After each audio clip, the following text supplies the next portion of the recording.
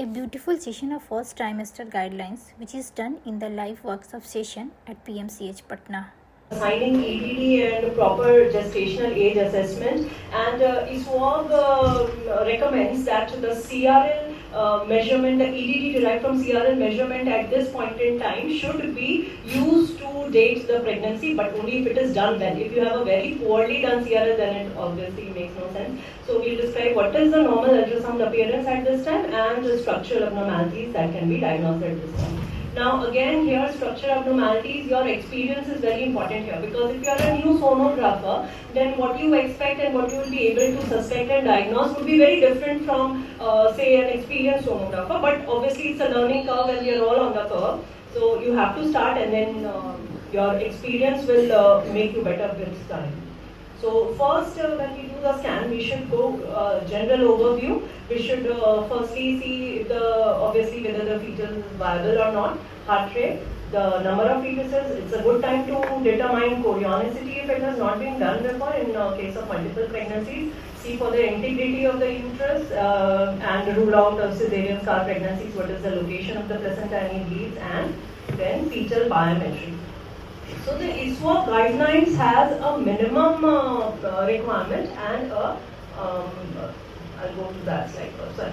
So this was the ISWA practice guidelines, which came out in 2013 and updated in 2023, gave a minimum requirement for scan at this time, which has this list of things that you need to see, and again they have a long list of anatomical structures that can potentially be seen if you are a dedicated sonographer, and this should be your aim if you are learning how to do the scan.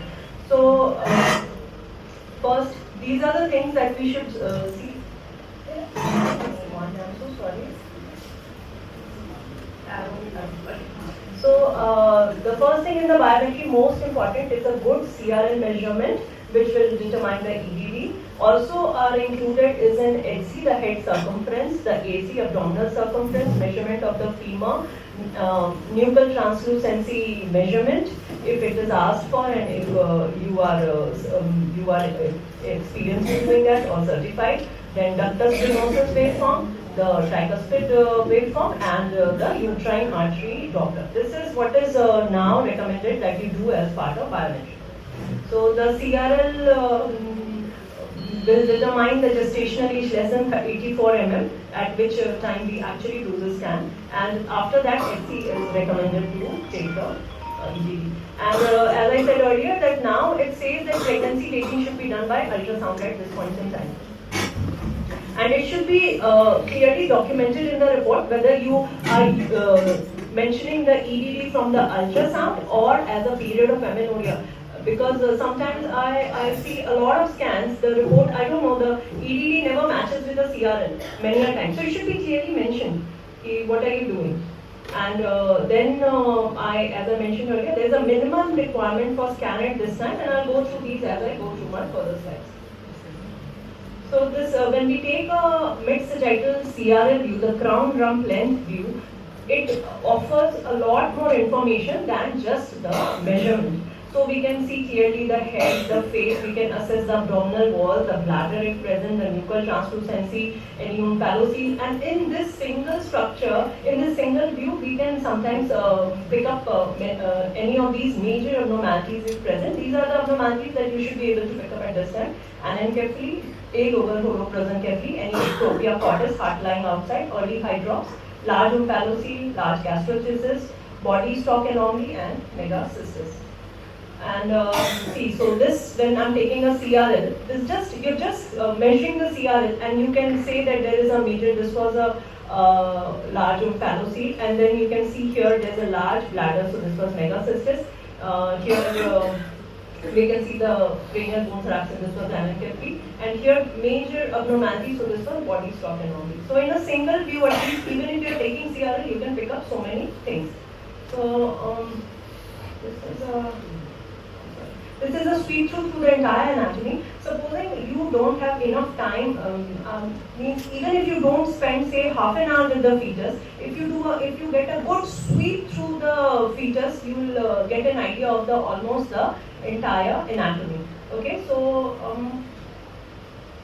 So starting from the head, we are able to see the head, the cranial bones were seen, the midline parts was present, we saw the face, we are going down, we see the heart, and then as we go further, we can see the stomach bubble, then the abdominal wall, the bladder was seen, the limbs were seen. So in a single sweep, even if you get a good view, then you don't need to spend so much time. Even in this quick sweep, you can go through most of the anatomy.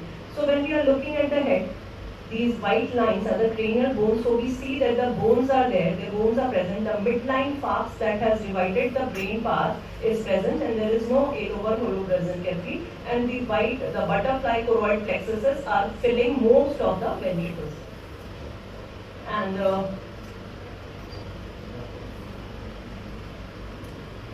so this is a sweep through the brain. The midline falx is present, the choroid plexuses are seen, and the cranial bones were also.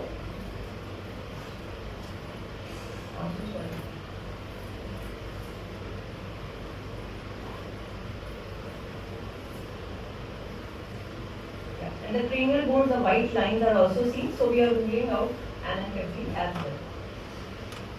And when we see the head in a mid-sagittal view, this is again a treasure of information. We are able to see the nuchal. We should be able to see the nuchal translucency, the nasal bone, the maxilla is seen well, the mandible is seen well. We see the facial profile. We are seeing the brain stem, then the fourth ventricle and the cisterna magna. All these structures, when seen, give a very good reassurance about the cranial anatomy and gives an indirect idea about the spine anatomy. So this is a very important part of this scan in which we measure the NT. So we should be able to see these three black masses and interrupted by white lines, which tells us the anatomy is proper, comprising of the midbrain, then the posterior margin of the brain stem, the fourth ventricle, the choroid of the fourth ventricle, and the cisterna magna. So this is one image you should always, and this is the proper midline image of the brain, and this will give you this will give you satisfaction that yes, you have seen it well. Okay, and assessing the face, three parallel lines are seen in front of the face, the nasal bone, in front of the nasal skin, and on the top, the tip of the maxilla. V-shaped palate will ensure that there are no cleft palates. Then we do in the detailed assessment of the brain in the bigger part of the chart. We can look at all parts of a lot more than just whether the bones are present and choroid plexuses, by also looking at the third ventricle, the aqueduct of Sylvius, the peduncles, and fourth ventricle, cisterna magna, and its choroid plexus. When we look at we can look at the face in axial section. The orbits are seen, the mandible and the maxilla both are seen there. We are looking at the face in the axial section very nicely. The orbits are seen, and the ears also you can see. The retronasal triangle is seen, in which you can make out that the nasal bone and the palate is intact. When we look at the chest, we should be able to see that the heart is well within the chest and it is beating well. And on color, we should be able to see that the situs, the heart is pointing, the axis is pointing towards the left of the chest. The size is around 1/3 of the chest, and you should be able to see both the inflows and the outflows. I'll show you the sweeps of these.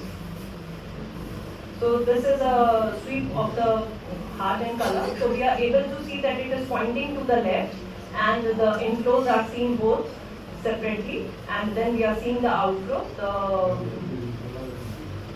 the aortic arch and the ductal arch both. So we know the gross cardiac anatomy is proper.